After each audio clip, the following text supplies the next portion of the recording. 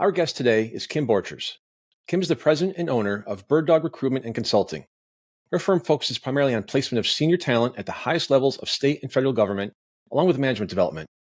Before opening her firm, Kim was the executive director of leadership development at a national think tank, the Foundation for Government Accountability, where she created and launched the organization's Talent Bank project. Kim has spent 20 years in the grassroots movement fighting pornography in her public library.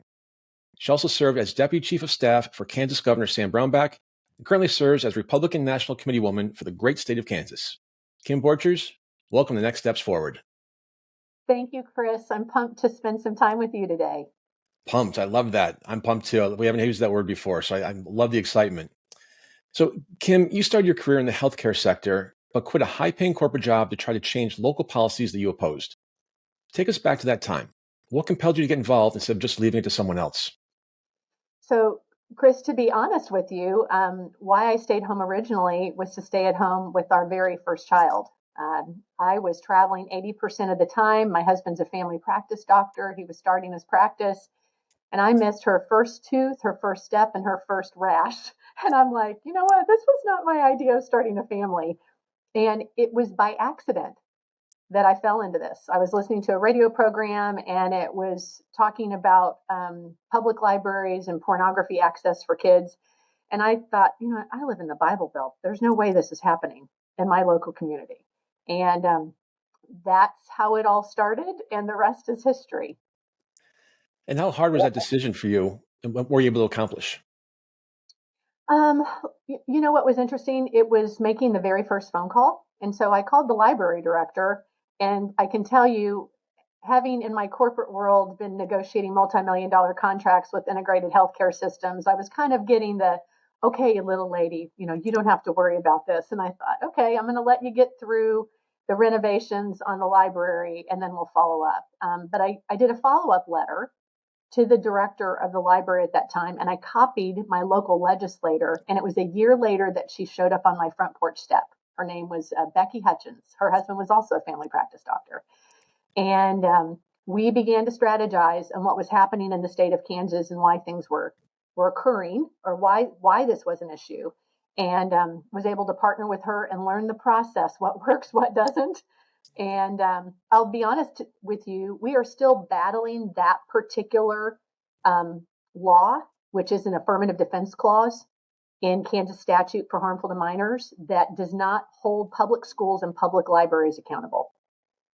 And before I die and leave this earth, that law is going to be changed. But in working for Governor Sam Brownback, there were other areas that we could take on. The Children's Internet Protection Act, we incorporated that into the state of Kansas. It was associated with E-rate funding. And I remember the day that I walked in, Chris, to my former boss, and he said, Kim, I signed your bill into law. And I could never have been happier to have been working for someone who cared as passionately also about that issue and cared about kids, because he had done a lot of hearings on the Hill regarding pornography and its addictive nature. What's it feel like to have a governor say, Kim, I signed your bill? I mean, that's pretty cool. It's kind of cool, right? I mean, I didn't grow up in politics.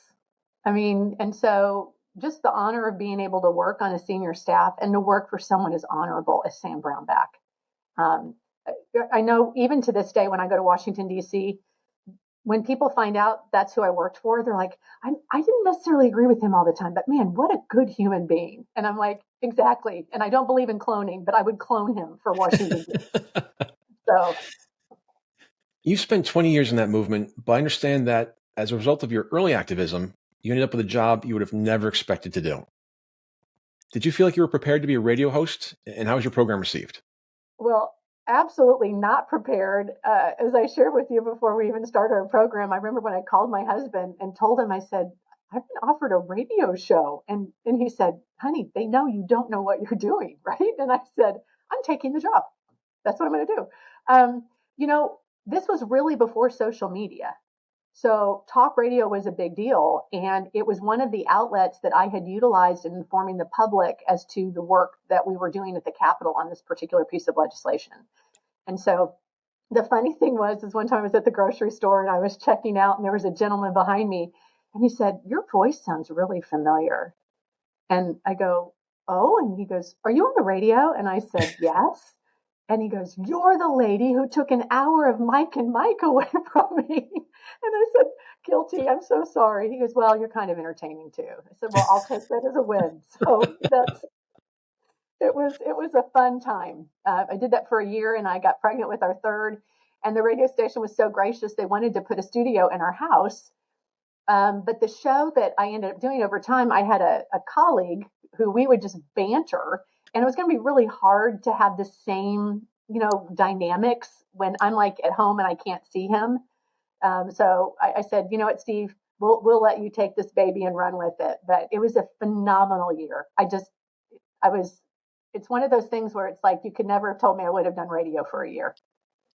Well, have you thought about going back now with Zoom or Microsoft Teams or something like that? I mean, you've got this cleverly done here. It's like I got to have someone else run it for me and so forth. So who knows what I'll do? I'm always open. Well, I'd like to recommend one of our engineers, Aaron, but he's depends what day is, whether I like him or not. So I think today's a good day for him. So if you think about it, let me know. We'll hook you up. Okay, thanks, Chris. I We have a love it. love-hate relationship, which my listeners and viewers know. I had to throw him under the bus on that one. So, Kim, as your kids got older, you could have gone back to the corporate setting, but you remained in politics and policy issues. Why was that? It's that's a really great question. I think what I found through staying at home for 11 years is a lot of time to contemplate where I wanted to spend the next season of my life, and purposeful work. I loved my job in the pharmaceutical industry. I sold a wonderful product. I worked with lots of amazing physicians across the country. But what I realized is where my heart and passions was in my own backyard, and where I felt like I kind of found my niche and I could make a difference. I would also say this. Um, the idea of being able to work for a governor where literally I could get in my car and I was 5 minutes away from my kids' school, and I could drive down and I could still be a room mom. And if my kids were sick, I had my kids sleeping underneath my desk. Or at the end of the day, I could pick them up and had them in a room next to my office while, I still had my duties for the governor. And so it met my family needs, but it also met where I think my passions and my why existed. And I'm so grateful for that 11 years of being at home to have found that. Not many people get to find their why. And so it's just nice to hear Yeah. you did, and you just relished in it and just ran with it. So I love hearing that. So 3 things in the show we typically don't talk about are politics, gun control, and abortion. But this year being presidential election, it's hard to avoid it. And with that said, there often seems to be the sense that Washington, D.C. should solve all our problems, or maybe the answers are with someone else at the state level. What does it take to get people to shift their attention away from Washington, D.C. and their state capitals to take more control in their own communities? Chris, that's a wonderful question. And I had hoped one of the silver linings in COVID was that people would wake up and stay awake. And unfortunately, I remember through COVID, you couldn't show up at a county commission meeting, and it was standing room only. And now when I show up at a county commission meeting, it's like me and a couple staffers, and I laugh when the commissioners see me. They'll say, "And public comments," and they'll kind of look at me, and I'm like going, "I'm not here to say anything." I said, "I'm just checking on you. I want to see what's happening when no one else is watching." And so I think it falls on us to really be connected in our communities, right? And give people the why of why they should care about these things. And that takes work. One of the things that I'm doing as a precinct committee person in my area is I have downloaded every single Republican voter in my precinct, and I'm sending them a postcard, letting them know that their vote matters. Now, I'm having that printed on my own dime. That is getting mailed on my own dime. But the reality is in our local election, I looked, only 20% of my precinct showed up for a school board election. And yet, I'm certain all of those people had an opinion about the schools being closed. But yet, when it came to the school board, right, they didn't show up. And I'll also verge off a little bit on this, because I think part of it is I think people have a disconnect as to what some of these things and how they impact them, right? We learned very quickly who the decision makers were in closing your business down. You learn very quickly on who this public health officer is and who they report to, right? But I was sitting, I had coffee with a really great guy a few weeks back. It was after the election, and he's a banker, very smart. And I asked him, I said, well, did you vote in the local election? And he kind of sheepishly looked at me, and I knew what he was going to tell me, which was no. And he goes, well, my kids are in private school. I'm not really concerned about that. He goes, but I did vote for the bond issue. And I looked at him and I said, how do you think the bond issue got on the ballot? He goes, how? I said, the school board members. And this is a really smart guy. So I think we have to do a better job educating people as to what local government looks like and how these decisions are made and how these things get on the ballot. And that's all about civic education. Well, maybe as a follow-up to that, I imagine you hear plenty of people saying, I already have too much going on in my life between work, getting the kids to soccer practice and little league games, taking care of the house, trying to get my own relaxation in. What do you say to them to get personally invested? What's in it for them to be civic leaders? Mm-hmm. Well, I would first of all start off with, I don't think everyone's going to be a civic leader, but I think we can all be civically engaged, right? If everybody wants to lead, we're going to have problems, right? But I think part of it is just having open conversations about what people care about. And then when you find out what people care about, it's like, well, how do you ensure that that's going to happen for your family, and connecting the dots?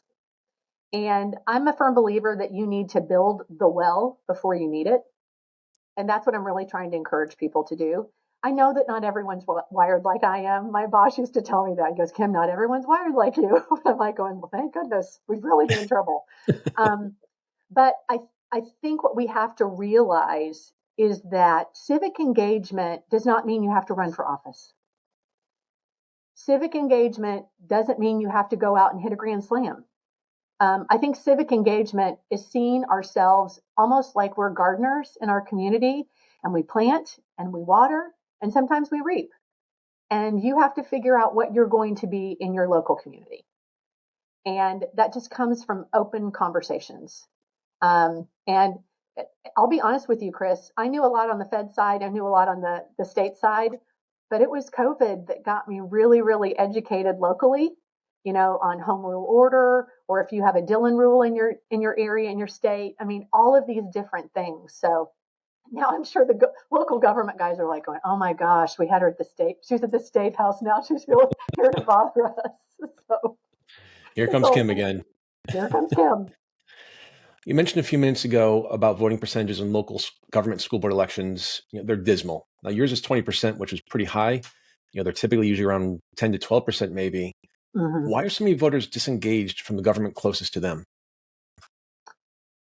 I think, well, first of all, let me say that was 20% for my precinct.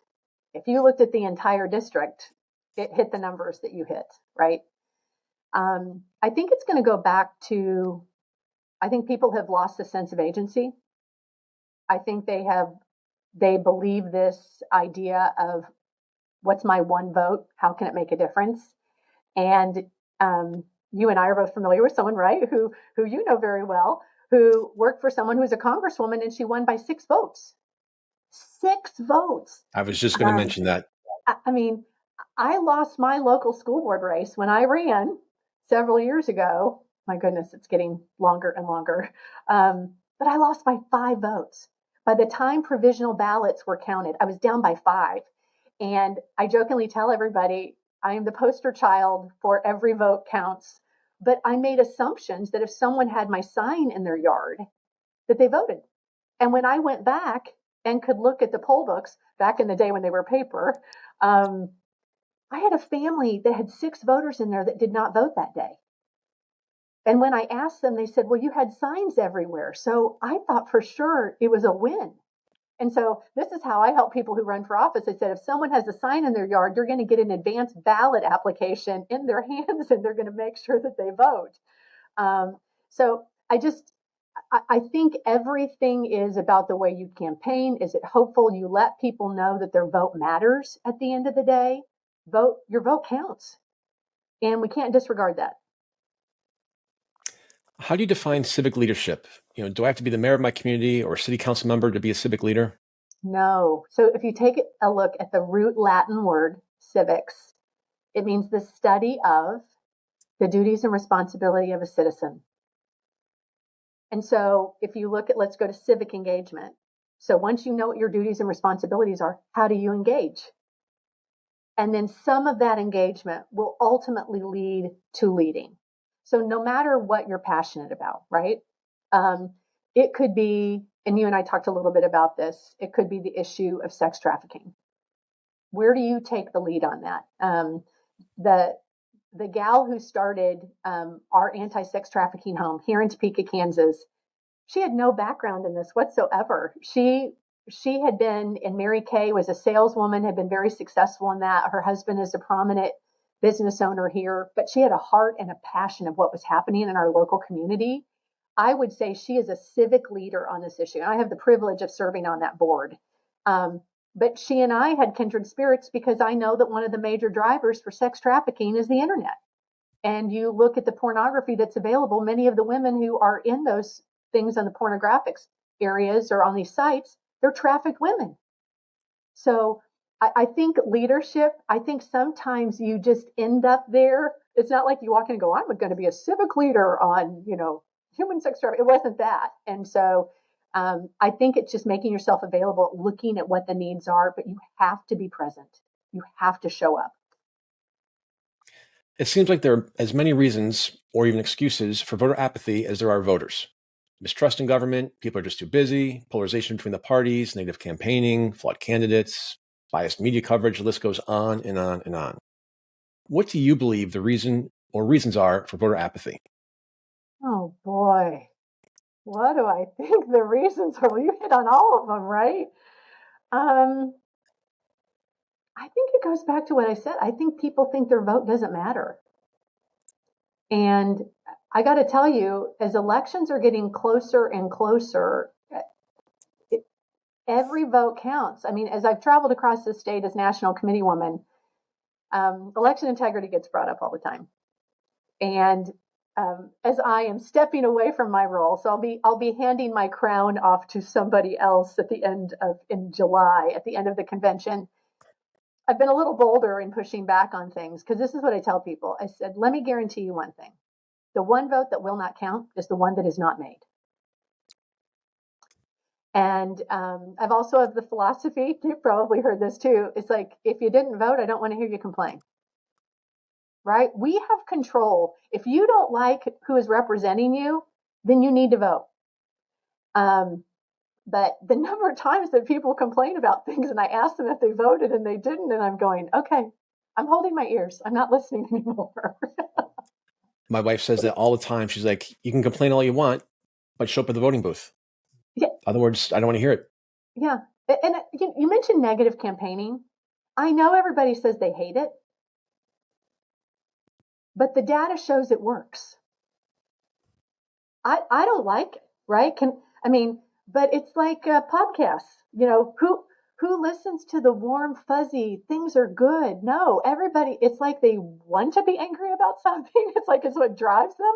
So, you look at the headlines, and there's nothing that drives me crazier is a headline that is not correlated with the story. I get done, I'm going, are you kidding me? I fell for that sucker. But I think that's part of the problem is that we say we want one thing, but we respond to something different. And we've got to get that figured out as Americans.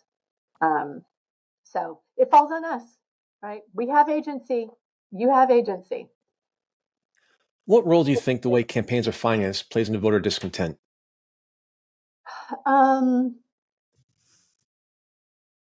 I think so. I'm going to expand it a little bit. I was never a term limit supporter, but I'm a term limit supporter. And I say that having ran a campaign for somebody and I had a really solid guy, and the number of checks that we couldn't get because he wasn't the incumbent. And I know the person who this person was running against. It's our now current governor who was a senator back then. But she had to spend $250,000 against my guy, who we only raised $45,000. But I do think, we put term limits on the president. We put term limits on governors. We put, some states have term limits for their legislature. I do think it lends itself to have people go, well, that person has name recognition, and at the end of the day, we're not going to be able to make a dent in that. And I think we're missing some really talented people out there who could bring a lot to the table. And so I think it's not so much changing how things are financed. It's just, let's put term limits on people. And then this is what I would put: term limits. And then at the federal level, you cannot come back and lobby for 10 years. Seems reasonable. That's where I would go. I think is it 1 year or 2 years now? It's very minimal. Minimal. I think it's 1 year, actually. So, what are the consequences of widespread public apathy towards the electoral system for democracy, our communities, and our country? I think it's when I think ultimately we will lose democracy if we continue with being apathetic. I think apathy also comes from something, and I'm a bit of a straight shooter, Chris, which kind of gets me into trouble. My boss used to go, he'd ask me a question, I go, do you want me to be honest? And he would say, no, I want you to lie to me, Kim. I'm like, okay, Governor. I think when you are comfortable, right, is when you can become apathetic. And like I mentioned, COVID put us out of our comfort zone, because guess what? Lives changed. You were having to educate your kids at home. You couldn't go to work. You couldn't travel. You couldn't see your loved one. So we got really uncomfortable, and that moved us to make changes. I am concerned with what I see in our country today with voter apathy. I went back and I was looking at some historical things, especially on Germany. You take a look at how is it possible that a country like Germany, where some of the brightest minds in the world came from, they had the best educational system, great arts, very highly cultured. And what you had is you had really bad policies that started getting implemented, and it harmed them economically and from a military perspective. And so then you had people accepting and adopting things that they normally would never, ever have done. And that's what concerns me in our country today. And so I think voter apathy, if you don't understand the greatness of this country and where we have come from, does not mean we are perfect, because we are not, because we're human beings. But if we miss out on all that, that's where we will lose democracy. Do you see technology playing a role in improving modern civic leadership? Oh, it could.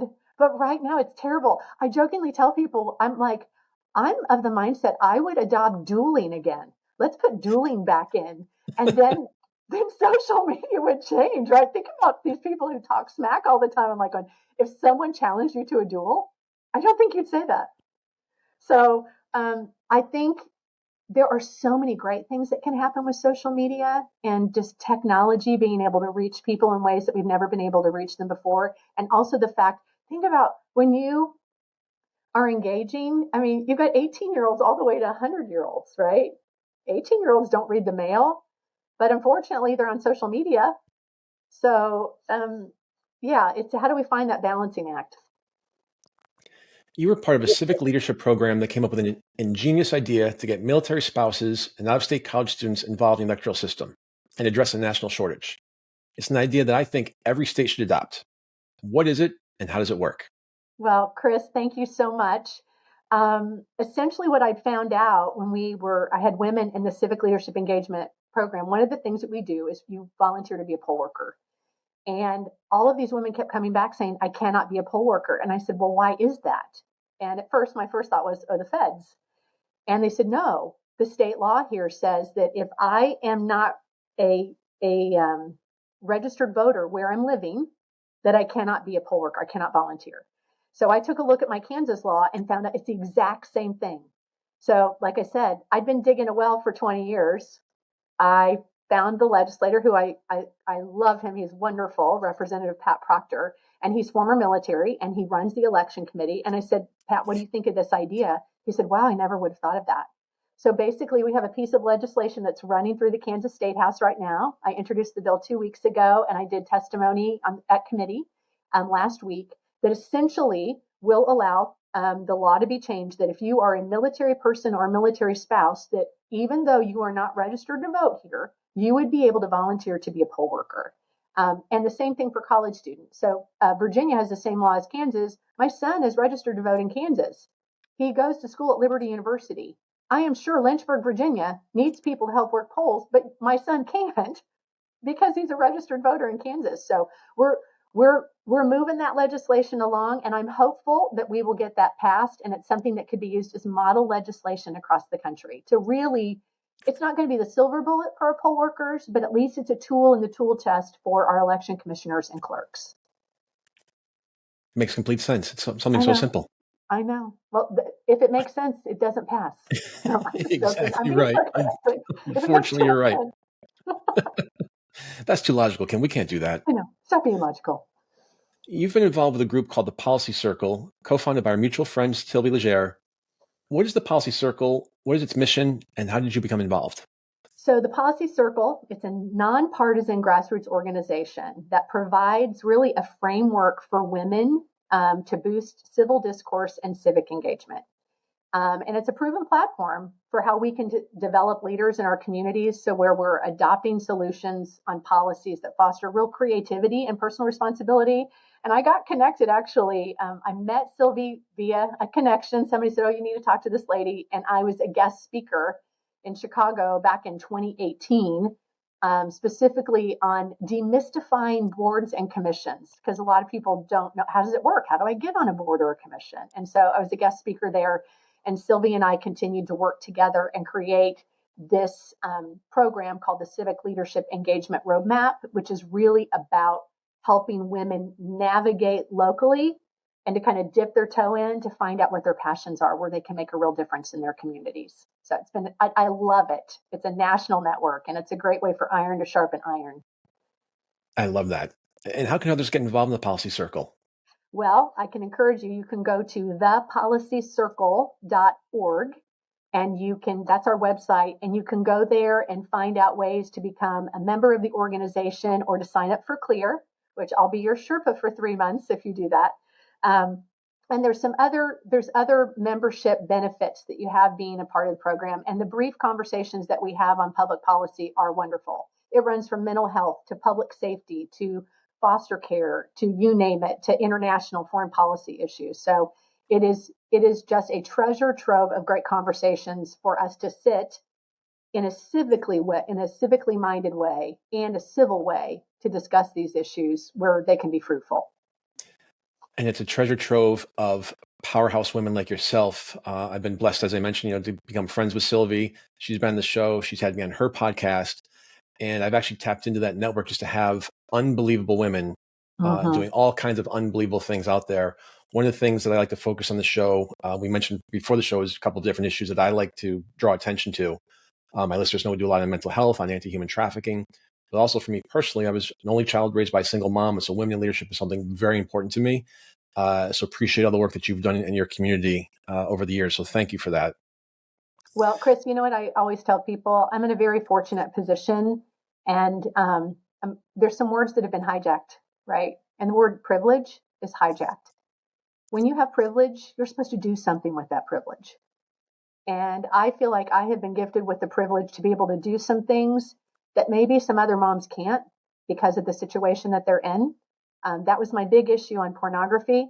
A lot of mamas were working 3 jobs. And so I wanted to make sure that the public library was actually a safe place for their kids to go to.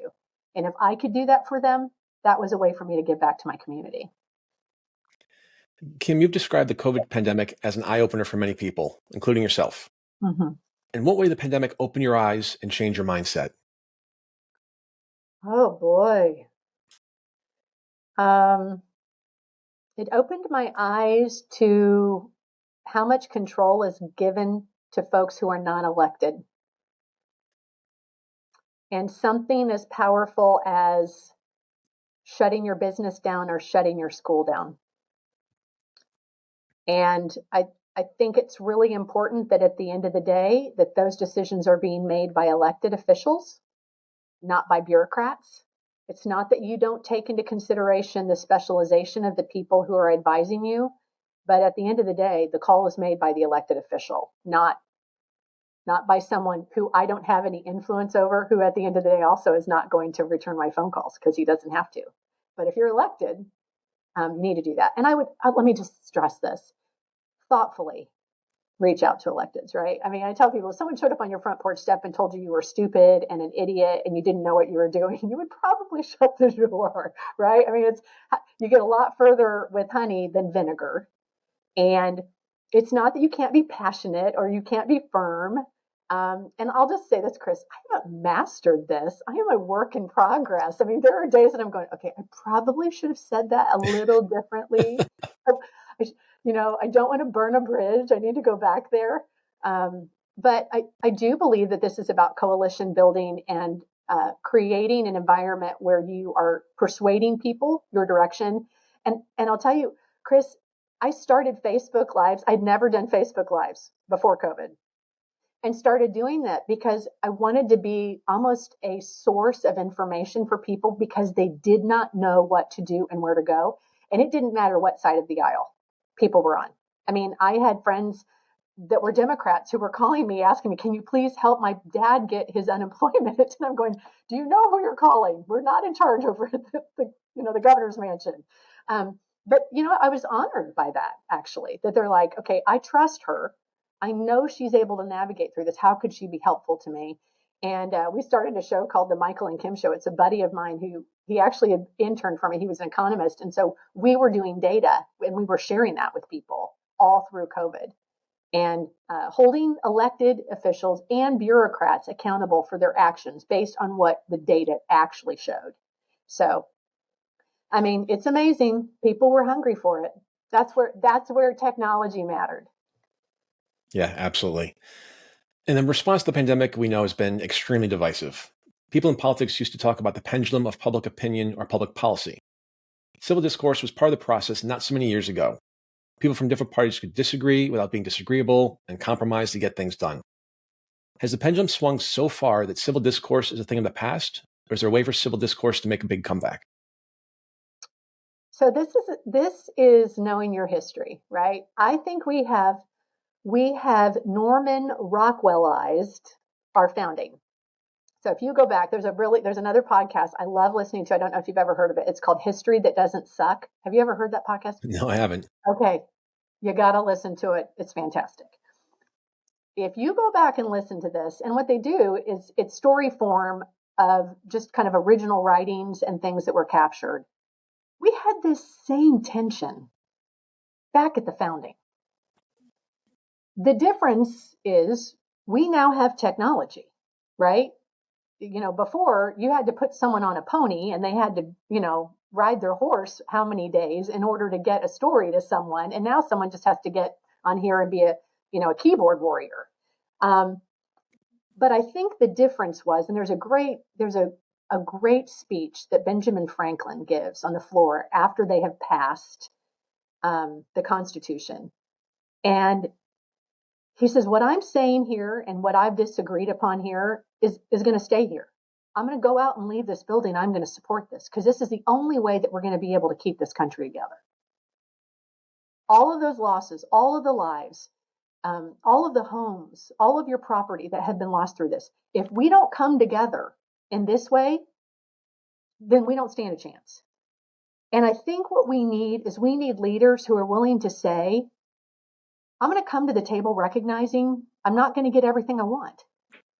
But there's a higher purpose here, right? It's love of country. It's love of this United States of America. It's not perfect, but man, it's the closest thing we got. And I always tell people don't die to leave here. People die to get here. And if we're so bad, right? This is what I say to people who want to criticize this country so much. In this country, if we're so bad, why are people dying to get here? It's because we are the greatest country in the world. And it doesn't matter what zip code you've been born in or who your parents are. You have the opportunity to get to a next station in life if you work hard enough with certain limits, right? Based on your natural skill or based on your intellect or whatever. And you don't have that in other places. So I think it means good people have to step up and lead. I tell this all the time to business owners who will tell me something, and I'm like, well, why don't you run? And go, well, why would I deal with all those idiots? That's what they tell me. I'm going, okay, this is why we won't solve anything. If good people won't make sacrifices to go and serve, then we will continue with these problems. And so I think love of country over comfort, that's the only way this is going to change. And yeah, it's that bright shining light on a hill. I mean, it is the greatest country in the world, and yes, we are not perfect, but like you said, it's the best thing that's out there, and it's worked for 236, 7 years, wherever we are now. Yeah. Mm-hmm. But maybe as a follow-up, Kim, where did we go wrong? Why are people so angry and divided today? It's how people have made money. I mean, I'll be honest, right? It's all about clicks. I spoke to someone yesterday who made the comment, well, if you did a story and it was beautifully written, but it wasn't shared or wasn't liked, right? Then it basically didn't happen. And I mean, people want a quick fix. And I think part of it is, I mean, I had somebody call me yesterday. It was like they sent me an email and they go, I don't like your bill. And so I called them because I know him. And the funny thing is I said, well, what do you not like about it? And she started saying all this stuff. And I go, well, that's not who the bill is for. And she goes, well, the header of the bill. I go, did you read the bill? They hadn't even read the bill. And so this is part of the problem, right? We have to slow down and just take a breath and then read things. And I've always told people this, Chris, if it sounds too good to be true, it's probably not true, right? If it feeds into that confirmation bias of ours, and I'm guilty on the left and the right, that we're all guilty of this. So the guilty culprit is us. We've been snookered. And I always tell people, do you see people walk around telling you how great things are? No, everyone's telling you how terrible things are. Why? It's because what they read and listen to all day long. This is why I want you to listen to History That Doesn't Suck and Chris Meek Show, because these are great things that are happening in your communities, and you can be part of that. How much is social media responsible for the good and bad in campaigns? And what would you like to see done to improve the role of social media? Oh my gosh. I mean, it's what we do with it, right? I mean, I don't blame social media. I blame us. I mean, so I don't know. I mean, you want people to be more responsible with it. I do think I would love for there to be some real fact checking on some stuff. I mean, you and I both know this. It's like when you get a piece of legislation at the federal level. I mean, the Fed thing. I mean, get rid of all the Christmas tree ornaments that get put. Like, if you only could have one thing in a bill, think about it. Not all of this. Oh, if this is germane. No, none of this. One topic only. That's it. First of all, they wouldn't get very much passed, which is a good thing, right? Smaller government. But then you could have really honest discourse. I mean, a perfect example is when you have legislation that's done that involves military, and you'll have someone saying, oh, they voted against, military funding for this. Well, in reality, there were all these other things that if they knew about, they would have hated and would never have wanted their congressman or woman to vote for. So I just think it's this manipulation of the process, and we are not using critical thinking to ask legitimate questions and, to make phone calls. So like when I hear something that I don't like, I actually call my congressman's office and I go, hey, I heard about this. Can you guys fill me in on this a little bit more? So I'm a bit more informed. And man, they are eager for someone to call them and be nice and not yell at them. And this is the other thing I would say, call your own congressman. When you call a congressman from a different state, if I live in Kansas and I'm calling Oklahoma, they don't care what I think in Kansas. They only care what the Oklahomans think. So when people go, you need to be calling this, no, you don't. No, that's a waste of your time, and that's a waste of their time. You need to be making the phone calls to the person who cares about who's getting the phone calls, and that's from their own constituent base. So It seems like a lot of the problem in politics today also is the inability or unwillingness of either side to compromise. Years ago, a common refrain was that half a loaf is better than nothing. In other words, some legislation you wanted was better than being ideologically pure and getting nothing. You've been in politics a long time. Why has that changed? I wish I knew why that changed. I mean, you said the word compromise. You say that, and you're like unpatriotic. And I jokingly say this whenever I travel. I've been married for 30 years, and my husband hasn't gotten the memo. I'm always right. And whenever, thank you for laughing. Most generally, the men just kind of scowl, and the women are like, that's so true. Um, if the closest relationship I have, we don't always agree, why do I think that with a politician, he's always going to be in alignment with me? And I think we have this unrealistic expectation of people about how things should work instead of, you know, on issues. You mentioned hot button issues. It's like um, I'd rather get 50% versus nothing. And I've actually had people tell me, no, I'd rather it be zero.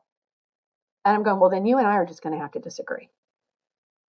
Um, and so I think it's that so adamant. I sometimes wonder, like, how do things work in your marriage if you're like that? It's like it has to go your way. I'm like, how many years have you been married?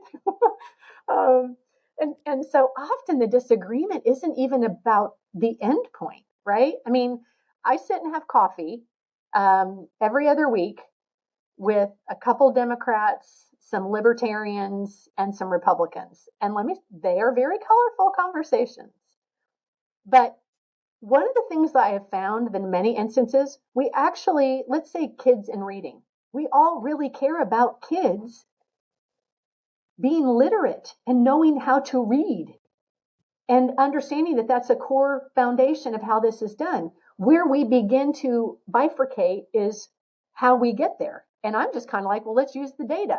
Your way is not working. So let's maybe go back to phonics. It was a great story. It was a gal, she was an education journalist. And the story, it's a 6-part series called Sold a Story.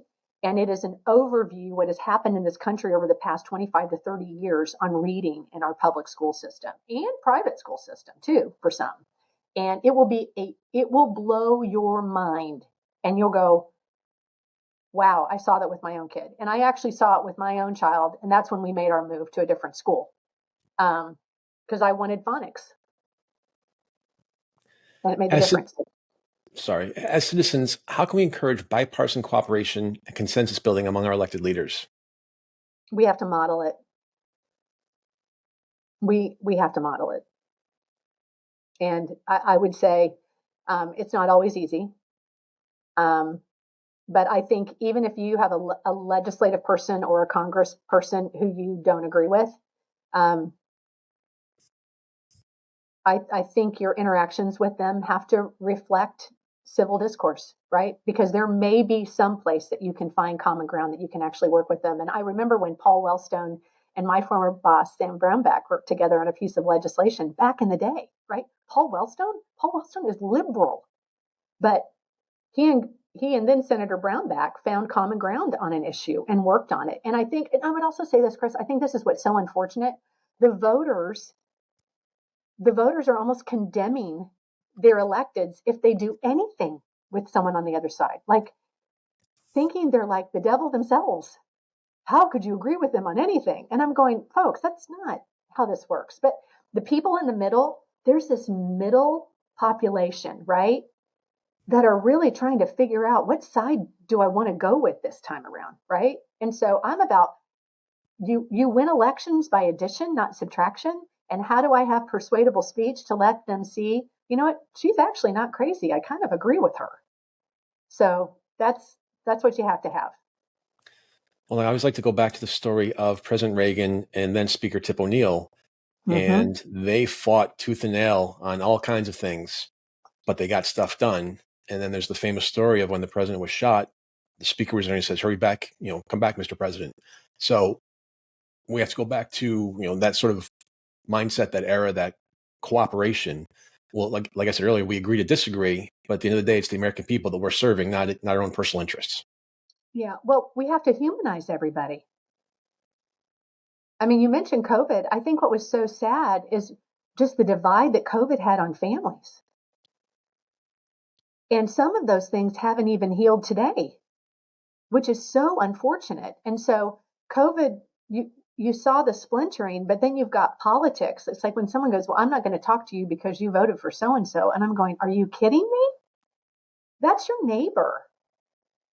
I jokingly say, if I need eggs, that's where I need to go. Of course, I'm going to be nice to them. If I need sugar in the middle of my baking, So it's like, it doesn't make sense.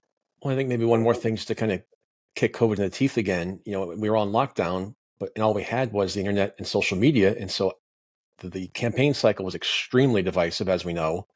And people couldn't talk to anybody. So they would just blurt out whatever their idea was or their thought was on social media. And it just got ugly. And like you said, like my wife, some of her friends would just put the stuff out there and she's like, "I can't read what so-and-so's writing anymore." It's too much. Yeah. Well, and I think it, we are living in a society today, which is unfortunate, where you cannot call out bad behavior, right? Where you're condemned for telling someone, "You know what, that's not a proper way to speak to somebody." What I try and sometimes do, and I'm going to put my glasses down a little bit because people, when I did this at the office, everybody knows, okay, Kim's about to put on her mom hat. But when I see people say certain things, I'm going to call them out and go, "You know what? I'm just really saddened by you speaking that tone." And I'm going to say this. I'm a Christian. My faith is an important component of who I am. But I'm going to call out people who call themselves Christians who behave in ways that I'm going, I don't even identify with you the way you're behaving, right? There's nothing Christ-like. I've always learned it's like, is it true? Is it kind? And is it helpful? And if it's not any of those things, right, then you probably need to hold what you're saying. And secondly, I would also say, wise counsel I got many years ago, your words can only be as strong as the relationship that you have with someone. And we have got people who talk to people, strangers, in such ways that, family might forgive you, but the person who doesn't really know you, they're going to go, "Wow, I'm never talking to that person again." And it's just, do you want to be right or do you want change? And I want change.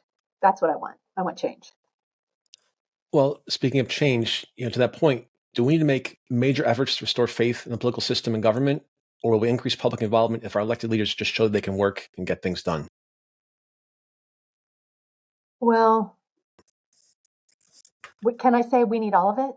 Sure. Can I say? All of the Can I say above. I want the whole kit and caboodle? Um, our our kids are watching. What's the legacy that we're leaving? And I had somebody tell me one time, he was a wise sage underneath the dome. He said, "You learn who your friends are in politics because who calls you back after you lose your title?" And I always jokingly, when I would call some people and they'd pick up and I go, "Oh my gosh, you're my friend." And they're like, "What are you talking about, Kim?" I said, "Well, you still picked up and I can't do anything for you." I just think we have to get back to relating to people and get rid of this transactional type of thing that we're seeing in the world today. I know there's people that are like that. That's fine. But I think relationships matter. And when you leave this world, what are people going to remember? No, And I absolutely hope it's agree. positive relationships. Yep. So you mentioned earlier you're a Republican National Committeewoman, which obviously is a demanding role. What keeps the spark alive in you after all these years of involvement? Oh, my kids, my grandbaby. I became a lolly. Um, and it gets me a little broken up. I just feel so blessed of the country that I live in. And I was raised by folks who were simple backgrounds. They weren't political. Um, we were lower blue collar. Um, but they gave me a love of country, a strong faith, and a work ethic. And the fact that I just was afforded that. And I can look around the world today and see across the globe that not everybody has been as fortunate of that. And so because of that, I'm a steward of that. And so how do I ensure that that is a legacy that is given to generations after I leave this earth? That's what motivates me. Amazing. Absolutely amazing. I love that answer. Thank you. Why do you think it is that many people don't really understand the ins and outs of the political process in America? Is it that they don't care, or the insiders just made it too confusing and opaque? Well, information is power, right? So it's like the people who keep everything close to their chest because that gives them power. It's probably my fault line here is that I'm going to tell you everything you need to know unless I cannot tell you, because you know what? I'm going to get tired. And when I get tired, I need to be able to pass the baton to somebody. So I think it's a power thing. That's my personal opinion. It's all about the power. Mm-hmm. Would you provide an overview of the Republican National Committee? How is it structured and what is its role? Oh, thank you for asking me that question. So it's really important for people to know the RNC, Republican National Committee, has been around 168 years. It has three functions. It's your presidential debates, it's your presidential convention, and it's fundraising. And when you have the White House, so in our instance, when we had the White House under President Trump, that all those fundraising dollars were disseminated how the president wanted them disseminated. In what states for the campaigns. I always tell people if he had 16 Christmas parties, 3 Hanukkah parties, and whatever, and an Easter egg roll, guess who paid for that? The RNC. That's how that works. When you don't have the White House, then that is disseminated in another way. And I would say our current chair, Ron McDaniel, really believed in a 50-state strategy. The Democrats adopted this how many years ago under Howard Dean? And this 50-state strategy is you can't just focus your energies on swing states. Because guess what? Colorado used to be red and now it's blue. So when you take for granted those things, so that money gets invested in order to help bring training to ensure that you have really good grassroots people. We don't do television ads. We're about ensuring that you've got good training and that you're investing in the right places strategically to help you win a presidential campaign. Especially that's with what we're going into right now. So I've loved doing it. Any parting words of advice? Show up. The people who make a difference are the people who show up. And I'll just say this from personal experience. You don't have to know everything. You just have to be open and available to learn. And I've always told people, the day I stop learning is the day I will not be on this planet anymore. So I am learning something every single day. But make sure you show up. Get out the vote. Absolutely. And we'd love to see you be part of the policy circle and join the CLEAR program. Good plug. I love it. That's the other way. Kim Borchers, thank you so much for being with us today. Thank you. It's been an honor. Chris, thank you so much for the opportunity to visit with you. No, it was a real pleasure. And thank you to our audience, which now includes people in over 50 countries, for joining us for another episode of Next Steps Forward. I'm Chris Meek. For more details on upcoming shows and guests, please follow me on Facebook at facebook.com/Chris Meek Public Figure and on X at @ChrisMeek_USA. We'll be back next Tuesday, same time, same place, with another leader from the world of business, politics, public policy, sports, or entertainment. Until then, stay safe and keep taking your next steps forward.